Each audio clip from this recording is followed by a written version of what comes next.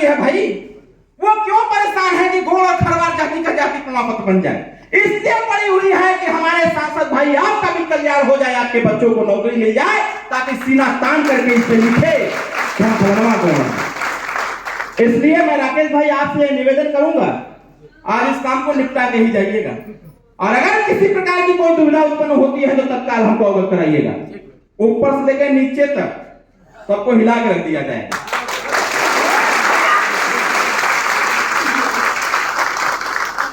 DM साहब ने कहा है कि सर आप निश्चिंत रहिए, हमके मैं क्या कहूं, हजारों गौड़ समाज के लोग जुटे हुए हैं, नौजवान साथी हैं, हमके क्या कहेंगे बात, हम आए हैं यहाँ, हमको बोलना है, 15 मिनट बाद हमको आदेश करना है, बोलना है, क्या बोल दे। डीएम साहब कह रहे हैं आप यही बोल दीजिए कि आज से सर्टिफिकेट बनना चालू हो जाएगा, और तहसीलदार ही बना करके जो कह रहा था नहीं बनेगा वही मुहर मार के देगा, वही मुहर मार के देगा। और यही नहीं, हमारा प्रयास है, फरवरी माह में सदन फिर चलने वाला है, और मैं अभी परसों साहब के साथ था, माननीय अमित शाह जी से मुलाकात किया, जेपी नड्डा जी से मुलाकात किया, माननीय मुख्यमंत्री जी से मुलाकात किया। ये मुलाकात बहुत सारे लोग आरोप लगा रहे हैं कि घोषित सीट के लिए है, घोषित सीट मेरे सर्वा चाहे पड़े, उससे हमके मतलब नहीं है। मतलब हमसे ये है कि जिस लेटर को लेकर के हम दरवाजा खटखटा रहे हैं, उस लेटर पर कार्रवाई होना चाहिए। वो तो बात की बात है कि अगर चुनाव लड़े नहीं लड़ेगा। और मैं कैसे कमजोर रहेगा भाई, पूरा आवा कावा लाव लश्कर तो चलते बा, डीएम से, एसपी से, डीआईजी से, आईजी से, प्रमुख सचिव गृह से, विशेष सचिव, सबसे बात तो होते बा चापम चाप। तो कहने का मतलब ये है साथियों, कभी भी आप अपने आप को असहाय मत समझिएगा। कोई आपकी आवाज उठावे चाहे मत उठावे, अगर हमारी आंख बंद भी रहेगी तब भी चिल्लाते रहेंगे कि भाई गोड़ और खरवार का सर्टिफिकेट बनवाओ। इसलिए मैं आपसे आग्रह करूंगा कि अपने ऊपर विश्वास रखिएगा, नेताओं के ऊपर नहीं। हर लोग अपने अपने ऊपर विश्वास रखिए। जब अपना अपना विश्वास मजबूत होगा तो मैं कह रहा हूं दुनिया की कोई ताकत नहीं जो आपका काम करने से कोई रोक दे। इसलिए क्योंकि आज अगर नेताजी यहां तक हैं तो हमारे विश्वास से नहीं है, वो अपने विश्वास से हैं।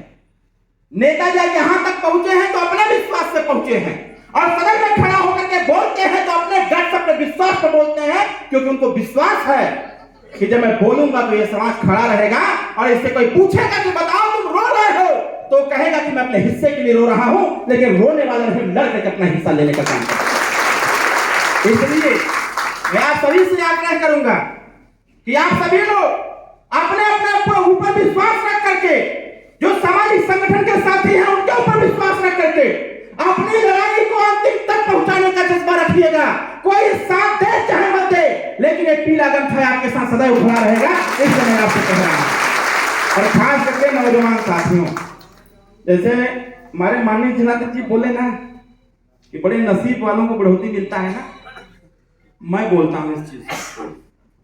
आप लोग तो संघर्ष करके इतने लोगों को बैठा दिए। नौजवान भाई जरा आप अपने बारे में सोचिएगा, यहीं पर मैं सिद्ध कर देता। ये हमारे बाबूजी हैं, इनको क्या पड़ी है, इनका तो जाति प्रमाण पत्र नहीं चाहिए, ये तो नौकरी नहीं करेंगे, माननीय जिला से नौकरी नहीं करेंगे, लेकिन ये यहां पर बैठ करके अपना समय वेस्ट क्यों कर रहे हैं? आप लोगों के लिए अब अपने बारे में सोचो कि ये लड़ करके आपको हिस्सा दिलाने की बात कर रहे हैं, और अगर आप नहीं लड़ोगे तो आपके बेटे जूता लेके दौड़ाएंगे आपको कि जब दादा लड़ रहा था तो तुम क्या कर सकते।